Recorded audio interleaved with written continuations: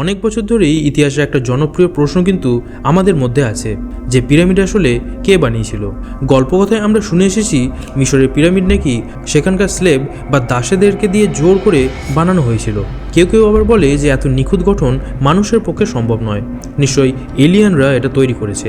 কিন্তু আধুনিক প্রত্নতত্ত্ব আর বৈজ্ঞানিক গবেষণা এই সমস্ত গল্পকে ভেঙে দিয়েছে।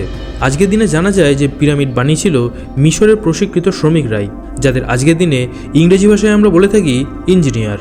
তবে দাসেদের দিয়ে কিন্তু এটা বানানো হয়নি।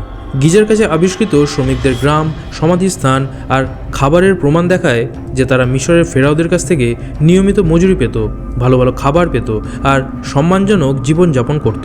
তারা ছিল রাজ্যের জন্য কাজ করা দক্ষ কর্মী। কিন্তু সবথেকে বড় রহস্য হলো যে এত ভারী পাথর কিভাবে তারা এত উচ্চতায় তুলল। প্রতিটি পাথরের ওজন ছিল প্রায় 15 টনের মতো।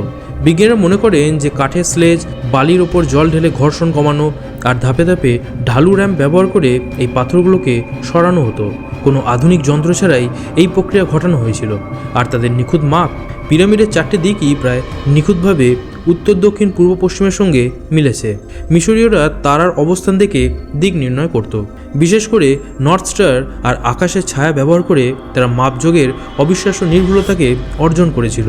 আর তাই পিরামিড আমাদের শেখায় যে প্রাচীন মানুষ মানেই তারা কিন্তু অজ্ঞ ছিল না। তাদের জ্ঞান, ধৈর্য আর দলগত পরিশ্রমে তৈরি করেছে এমন একটা স্থাপনা যেটা আজকের দিনের বিজ্ঞানের কাছেও বিস্ময়।